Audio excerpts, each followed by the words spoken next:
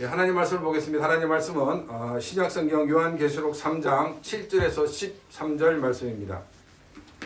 신약성경 요한계시록 3장 7절에서 13절 말씀을 교독하도록 하겠습니다.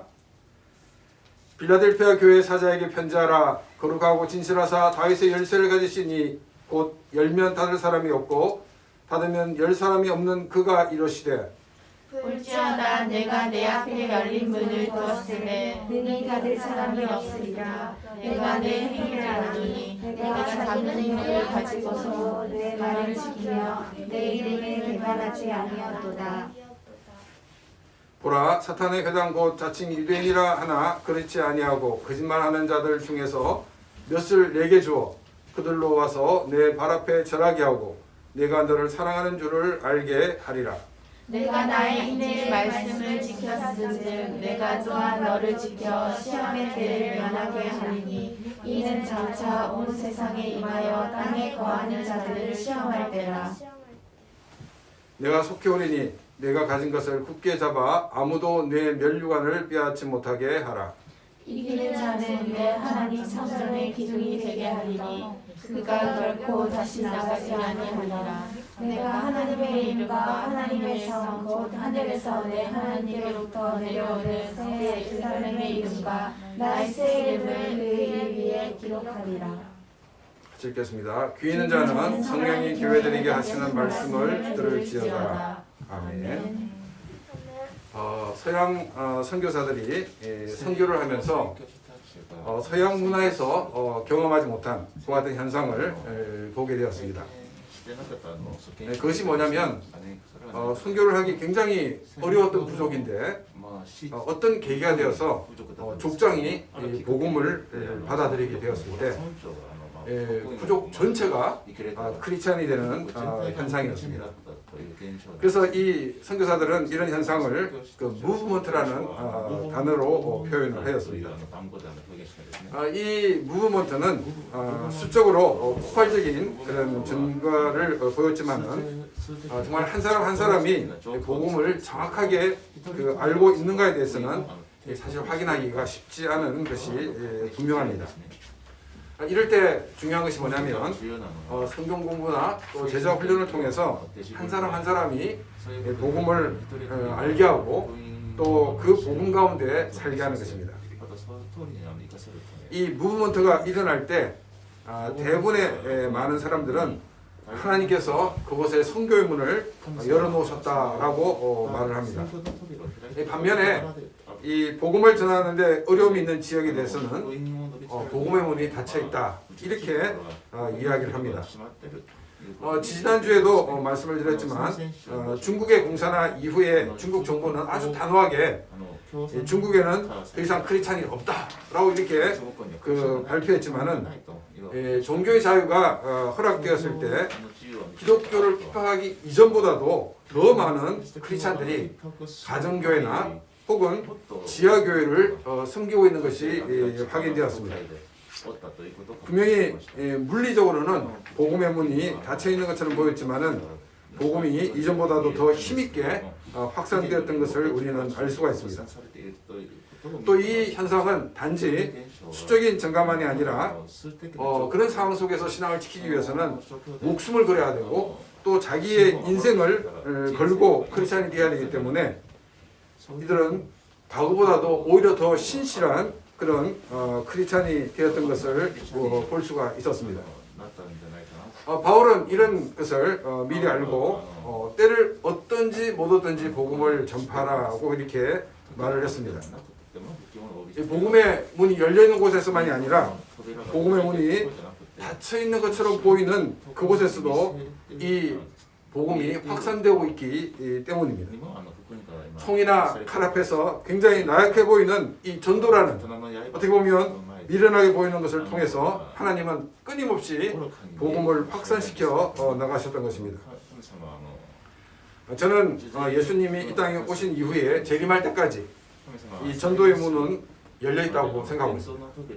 때를 따라서는 물리적으로는 닫혀있는 것처럼 보이지만은 정말 눈에 보이지 않는 그 틈을 통해서 하나님의 복음이 확산되고 있다고 저는 믿고 있습니다. 전도를 하면서 느낀 것은 전도하기 쉬운 대상도 있지만 전도하기 힘든 대상도 있다는 것입니다. 여러분들은 전도할 때 누가 전도하기 가장 힘든 것 같습니까? 저의 경험으로서는 기독교 신앙을 가졌다가 이단에 빠진 사람들이 가장 힘들지 않나 이런 생각이 들었습니다. 한번 그 말씀을 드렸지만 저는 일본에 와서 여호와의 증인을 이렇게 몇 개월간 이렇게 일주일에 한 번씩 만난 적이 있습니다. 여호와의 증인들과 직접적으로 오랫동안 만난 것은 사실 일본에 와서 처음 경험한 경험이었습니다. 한국에서는 여기서 사람을 기다리고 있으면 이제 여호와의 증인 접근해가지고 말을 걸면 그때 뭐 얘기한 한 30분 정도 길어야 그 정도밖에 얘기할 그런 기회가 없었습니다. 그래서 이제 일본에 와서 여호와의 증인을 만나면서 처음에는 어떤 생각이 있었냐면은 이 여호와의 증인들이 예수님을 믿게 되면은 그들이 가지고 있는 열심을 가지고 복음을 전하면 이게 얼마나 큰 일인가 이런 생각을 가지고 그들을 만났습니다. 그런데 만나면서 정말 이들의 생각을 바꾸는 것은 결코 쉬운 일이 아니다. 오히려 안 믿는 사람을 전도하는 것보다 더 어렵다는 것을 알게 되었습니다. 제가 만난 팀은 이제 두 팀입니다.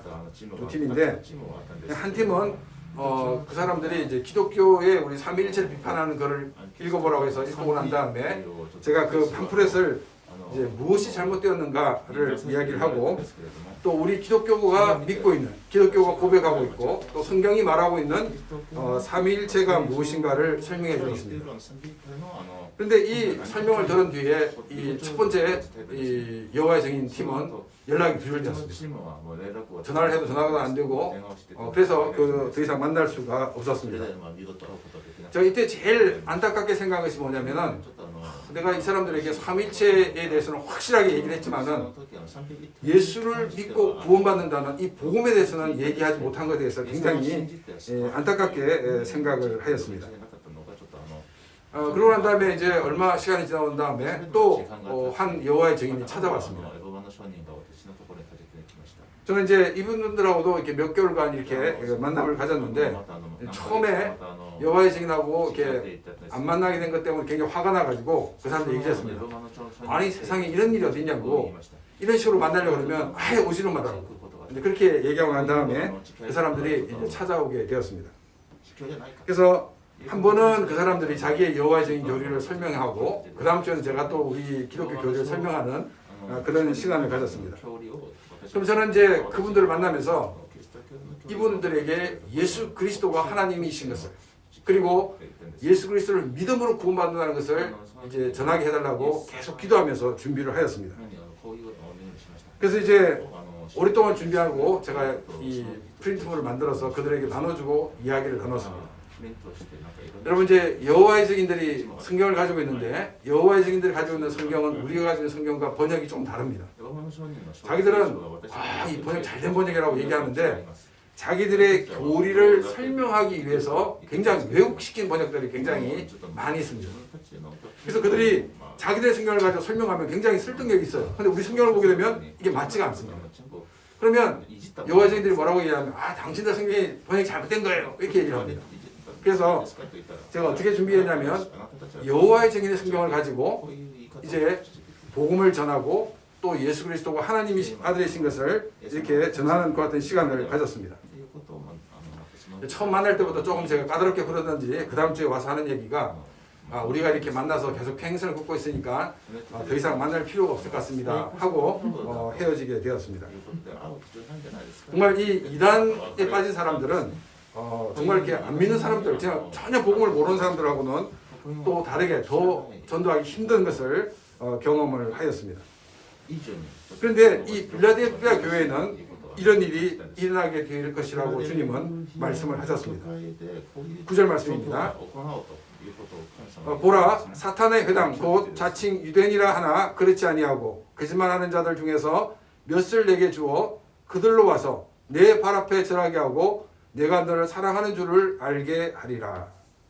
여기 사탄의 회당이라고 되어 있는데 이 사탄의 회당은 바로 유대인의 회당을 이야기를 하고 있습니다.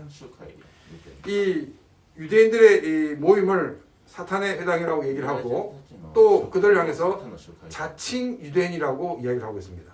그리고 또 그들을 향해서 거짓말하는 자들이다라고 표현을 하고 있습니다. 왜 예수님께서 이렇게 유대인들에 대해서 좋지 못한 표현을 하고 있을까요?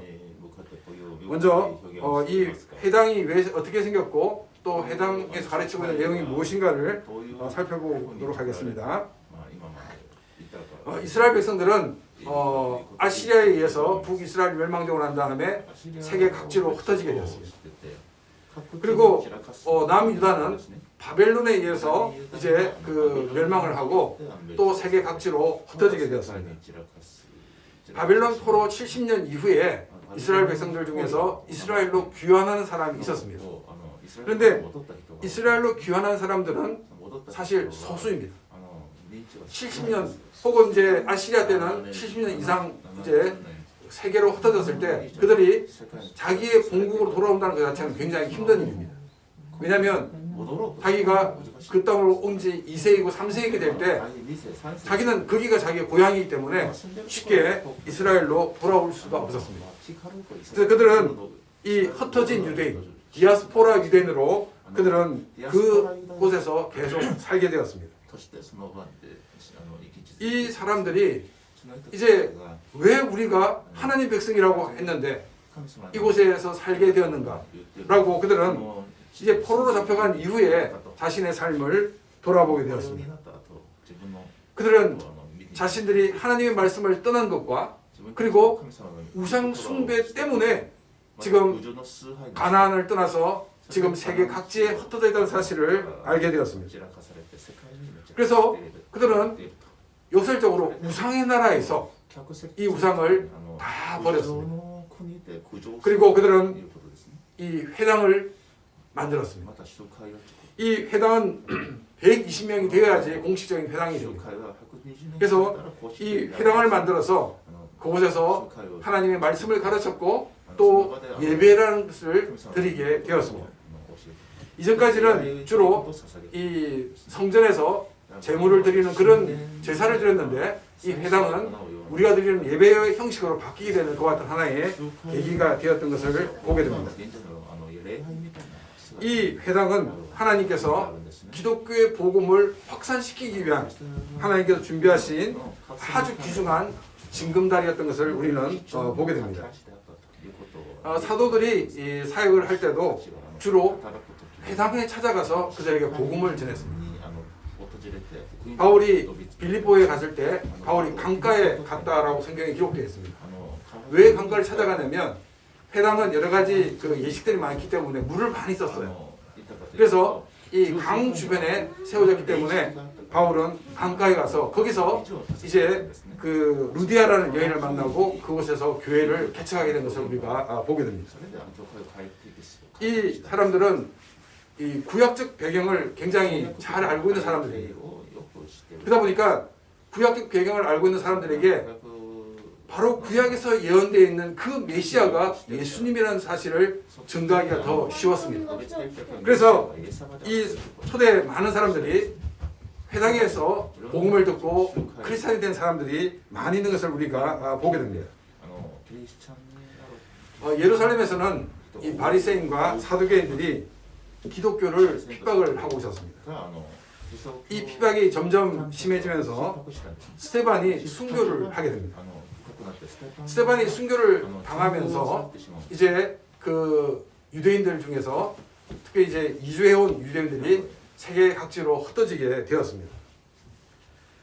근데 이 예루살렘에서 시작한 이 유대인들에 의한 이 핍박은 세계 각지로 흩어져 있는 그 회당까지 증거가 되어서 이 회당은 하나님께서 복음을 전파하기 위한 징검다리를 준비하신 것에 반대로 오히려 기독교를 핍박하는 것 같은 장소로 바뀌었던 것을 우리는 보게 됩니다.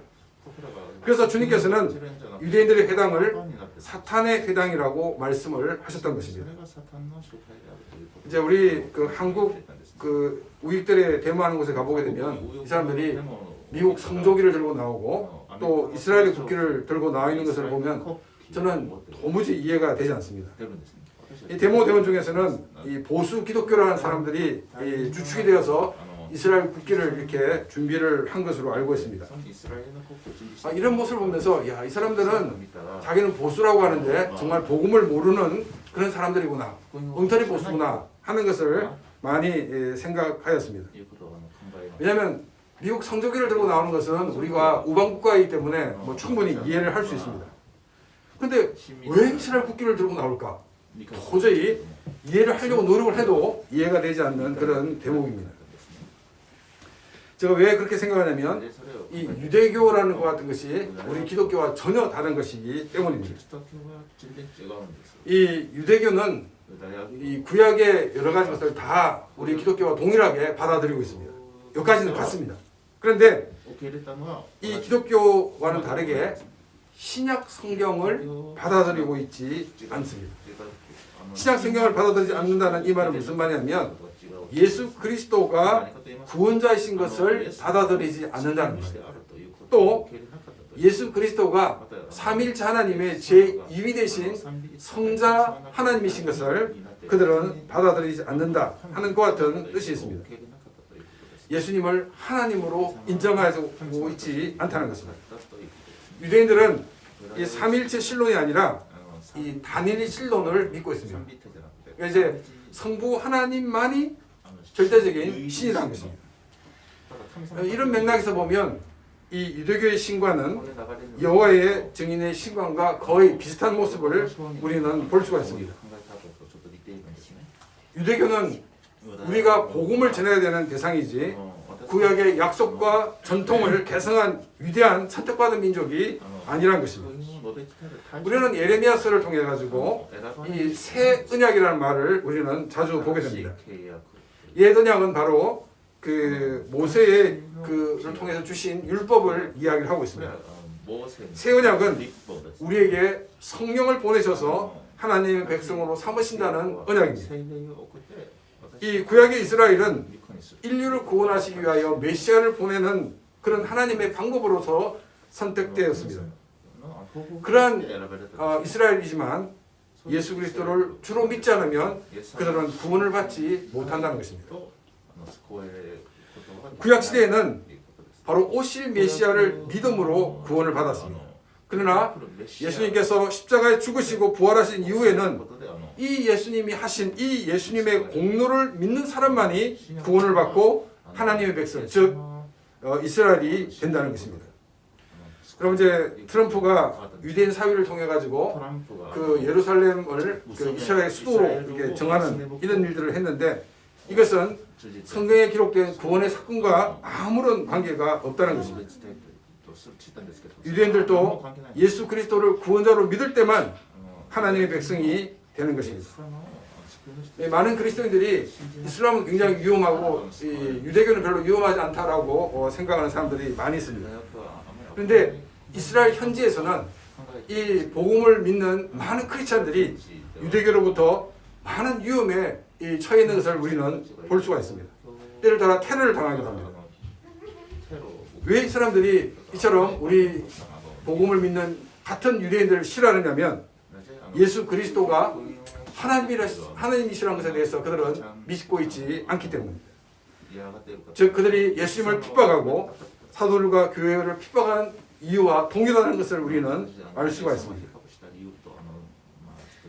우리 기독교는 예수 그리스도가 하나님이신 것을 고백하고 있습니다. 그런데 유대인들은 예수 그리스도가 하나님이 아니라고 그들은 이야기를 하고 있습니다. 그렇기 때문에 그들은 복음을 알지 못하는 사람들입니다. 이 사람들에게 우리는 복음을 전해야 되고 예수 그리스도를 전해서 이들이 예수 그리스도를 주로 고백하는 사람이 될 수 있도록 해야 되는 것이 귀한 일이지 이 사람들이 선택받은 민족이라고 보는 것은 잘못된 시각이라는 것입니다. 자신들은 혈통적으로 유대인이기 때문에 하나님의 백성이라고 생각을 합니다. 그런데 예수님을 영접하지 않으면 그들은 하나님의 백성이 될 수가 없다는 것입니다. 진정한 하나님의 백성은 예수 그리스도를 주로 고백한 사람들입니다. 그래서 예수님은 이들을 향해서 자칭 유대인이라 하나 그렇지 아니하고라고 말씀을 하셨던 것입니다. 또 이제 유대교의 한 가지 특징은 뭐냐면 율법주의입니다. 제가 율법주의에 대해서 여러 번 말씀을 드렸습니다. 율법주의가 무엇입니까? 인간의 행위와 공로로 구원을 받고 하나님의 백성이 된다는 것입니다. 특히 이 유대인들에게는 이 하나님 백성이 되기 위해서는 할례를 받아야 된다. 이것을 강조하고 있습니다. 우리 기독교가 세례를 받는 것과 할례를 비슷하게 생각하고 있는데 세례를 안 받는다고 사실 구원 안 받는 게 아닙니다. 우리가 세례를 받는 것은 마치 결혼식과 같다고 말씀을 드렸습니다. 예수 그리스도를 주로 고백하면 그 사람이 구원받은 사람입니다. 그것을 많은 사람들이 공표하는 것이 바로 이 세례 예식입니다. 그래서 이 이스라엘 그 유대인들은 이 할례를 굉장히 중요하게 생각했습니다. 근데 이제 이 회당이 처음 생겼을 때 처음에는 유대인들이 중심이 되었습니다. 그런데 이 이방인들 중에서 이 유대인들을 봤을 때 자기들의 모습과 다른 모습들을 발견하고 자기들도 그 공동체에 들어가고 싶은 사람들이 많이 있었습니다.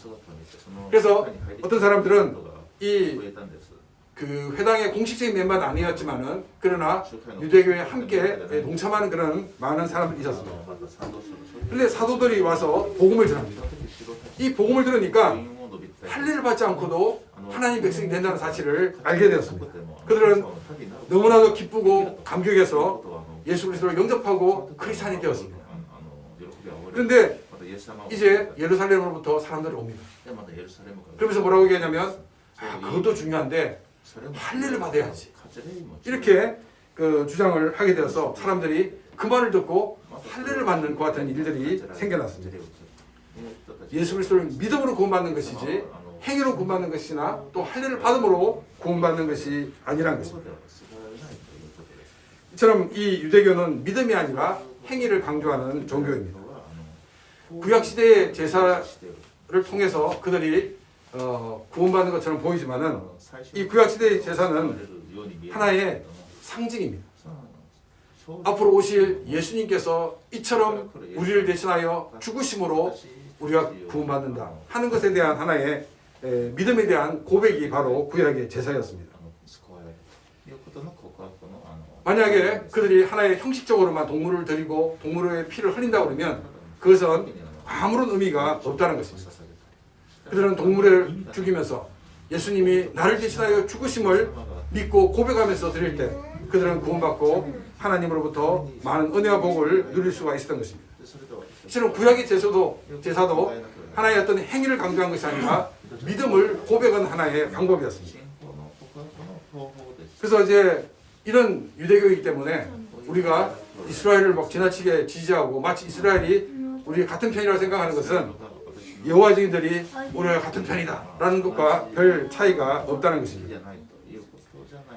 이 성경을 곡해하거나 성경을 잘못 이해해서 가르치는 단체, 또 율법주의적인 교회, 이 율법주의적인 교회도 성경을 잘못 이해하고 있기 때문에 율법주의적인 그런 교회에 빠졌다고 생각이 듭니다. 이런 유형에 물든 사람을 복음을 전해서 복음 가운데 거하게 한다는 것은 결코 쉬운 일이 아니라는 것입니다. 그런데 빌라델피아 교회에 유대인들 중에서 몇 명이 와서 이 빌라델피아 교회 성도들 앞에 들을 하면서 주님께서 당신을 사랑하는 줄을 알게 되었습니다 라고 그런 고백하는 일이 있게 될 것이라고 말씀을 하고 있습니다. 어떤 일을 통해서 구체적으로 어떻게 일어날지는 모르지만은 그러나 이런 일이 있게 될 것이라고 주님은 말씀을 하셨습니다. 이 빌라델피아 교회 성도들이 다른 이 빌라델피아 사람들보다도 상당히 지위가 높고 또 경제력이 있기 때문에 이런 일이 있었던 것이 아닙니다. 우리가 지지난주에 살펴보았듯이 예수님께서는 이 빌라델피아 교회를 향해서 작은 능력을 가지고 말씀을 지켰다라고 말씀하셨습니다. 그들은 많은 교회 식구들이 노예 생활을 하던 사람이었습니다. 그럼에도 불구하고 하나님께서 복음의 문을 열어놓았을 때 정말 도저히 주님의 백성이 될 수 없다고 생각했던 사람들 중에서 복음을 듣고 그들 앞에 나오게 되는 귀한 역사가 일어날 것이라고 말씀을 하고 있습니다. 그들이 작은 능력을 가지고 하나님 말씀을 지키고 또한 주님의 말씀을 배반하지 않았기 때문입니다. 뭐 대단한 것을 보여주었기 때문에 전도의 효과가 있었던 것이 아니라는 것입니다. 내가 할 수 있는 것, 내가 받았던 그 말씀을 내가 붙들고 살아가게 될 때 이것을 통해서 많은 사람들이 하나님의 백성이 되고 싶은 마음을 가지게 되고 복음에 관심을 가지게 되고 또한 복음 안에 거하는 사람이 되게 된다는 것입니다. 이 세상에서 크리스찬이 욕을 먹는 이유가 무엇입니까? 이 세상의 사람들이 실망하는 이유가 무엇 때문입니까? 크리스찬이라고 그러면 이렇게 살아야 될 것인데 하는 그들의 기대감이 있습니다. 그들도 상식적으로 성경에 대해서 알고 있는 것이 있습니다. 그런데 크리스찬이라는 사람들이 하나님의 말씀과 상관없이 살아가는 모습을 봤을 때 크리스찬에 대해서 실망하고 또한 크리스찬에 대해서 무시하는 그와 같은 행동들을 하게 된다는 것입니다. 우리는 나에게 주신 그 말씀을 붙들고 사는 그런 귀한 삶이 되기를 바랍니다. 큰 것을 보여줄 필요가 없습니다. 나에게 주신 그 말씀을 붙들고 묵묵히 살아가는 이것을 통해서 하나님은 많은 사람들로 하여금 감동을 주시고 많은 사람들로 하여금 하나님 백성이 되게 하는 그런 귀한 역사를 일으키시다는 것입니다. 우리가 가지고 있는 그 적은 능력을 가지고 주의 말씀을 붙들고 또한 주님의 이름을 배반하지 않는 그런 삶이 되어서 우리의 삶을 통해서 많은 사람들이 하나님 백성 되어지는 그런 귀한 역사를 일으키는 복된 삶이 되시기를 바랍니다. 10절 말씀입니다. 내가 나의 인내의 말씀을 지켰은즉 내가 또한 너를 지켜 시험 때를 면하게 하리니 이는 장차 온 세상에 임하여 땅에 거하는 자들을 시험할 때라. 예수님은 나의 말씀이라고 이렇게 얘기하지 않고 나의 인내의 말씀이라고 이렇게 인내라는 것 같은 단어를 더 첨가하고 있습니다. 왜 인내의 말씀이라고 말씀하셨을까요? 우리가 말씀에 순종한다고 당장 그 결과가 나타나지 않기 때문입니다. 말씀의 열매가 금방 나타나지 않아서 우리는 많은 사람들로부터 조롱을 당할 수도 있습니다. 말씀에 순종한 결과가 당장에 드러나지 않기 때문에 우리가 내가 과연 이 말씀을 붙들고 살아야 되는가 하는 것 같은 생각이 들기도 합니다. 그럼에도 불구하고 우리는 끝까지 하나님의 말씀을 붙들고 살아가야 됩니다. 언제까지 그렇게 해야 됩니까? 그 열매가 나타날 때까지 그 말씀을 붙들고 살아가야 된다는 것입니다. 주님께서는 끝까지 말씀을 지킨 빌라델피아 교회 성도를 향해서 나의 인내의 말씀을 지켰은즉 내가 또한 너를 지켜 시험의 때를 면하게 하리라고 약속해 주셨습니다. 주님께서 약속하신 이 시험의 때를 면하게 해주신다는 이 약속은 그냥 조그마한 것은 실행이 아닙니다. 말씀을 보니까 온 세상에 임하여 땅에 거하는 자들을 시험하는 때라고 얘기하고 있습니다. 광범위하고 엄청나게 큰 시험이 임할 때 하나님께서는 그 가운데서 너를 지켜주겠다고 말씀을 주셨습니다. 적은 일에 충성하였는데 주님께서는 엄청난 큰 것으로 갚아주신다고 분명히 약속을 해주셨습니다. 도쿄에 계신 선배 목사님께서 저희가 뭐라고 얘기하시냐면 자신이 조기에 은퇴할 생각인데 저보고 자기의 후임이 됐으면 좋겠다 하는 그런 말씀을 하셨습니다. 그래서 제가 이제 목사님 저같이 부족한 사람을 참 좋게 봐주셔서 감사합니다. 근데 제가 이 목사님 교회 가게 되면 우리 후쿠오카 안데옥 교회가 문 닫게 됩니다. 제가 없어도 우리 후쿠오카 안데옥 교회가 문을 닫지 않을 정도가 되면 그때 불러주시면 가도록 하겠습니다. 이렇게 말씀을 드렸습니다. 그런데 선배 목사님께서 김 목사 그 말이 맞는 말인데 참 이렇게 맞는 말 하니까 더 탐난다 이렇게 얘기를 하셨습니다. 그런 다음에 몇 년이 지난 다음에 제가 이제 한국에 그 선교사 재교육이 있어가지고 일주일 동안 다녀온 적이 있습니다. 근데 이제 한국에서 이게 일본에 돌아온 뒤에 이제 한 몇 주 동안 식사도 제대로 못하고 커피도 제대로 마시지 못하고 그냥 몇 주 동안 계속 누워 있었습니다. 저는 이제 어떤 마음이 들었냐면 이렇게 사람이 죽는 거구나 이런 생각이 들었습니다. 그때 마음속에서 어떤 소리가 들리냐면 야 내가 죽으면 후쿠오카 안데옥교회 문 닫는데 그럼 안 되잖아. 주님께서 그렇게 말씀하시는 것 같습니다. 그런 다음에 이제 몸이 이제 회복되어서 이제 이렇게 아직까지 사역을 잘 하고 있습니다. 저는 이제 하나님은 참 재미있는 분이구나. 내가 그렇게 얘기했다고 또 그렇게 또 답변을 해주시는구나 하는 생각이 들었습니다. 인내를 가지고 주의 말씀을 지킬 때 주님께서는 우리를 지켜주셔서 그 시험의 때를 면하게 해준다고 약속을 해주셨습니다. 당장 결과가 나지 않는다고 실망하지 마시기 바랍니다. 내가 그 말씀에 순종한 것으로 그것만으로 감사를 드리는 그런 귀한 삶이 되기를 바랍니다. 주님께서는 말씀을 붙들고 사는 나에게 내가 한 것 이상으로 채워주시는 그와 같은 분이십니다. 말씀을 지키고 있음에 감사하면서 말씀을 지키는 자에게 주시는 하나님의 귀한 많은 복을 누리며 사는 그런 귀한 삶이 되기를 바랍니다. 11절 말씀입니다. 내가 속히 오리니 내가 가진 것을 굳게 잡아 아무도 내 면류관을 빼앗지 못하게 하라. 주님께서 속히 오신다라고 얘기하고 있는데 이 속히 오신다는 것은 재림을 얘기하고 있는 것이 아닙니다. 우리의 당면한 문제를 해결해 주시기 위해서 속히 오시겠다고 말씀을 하셨습니다. 우리는 이 주님의 시간을 알 수가 없습니다.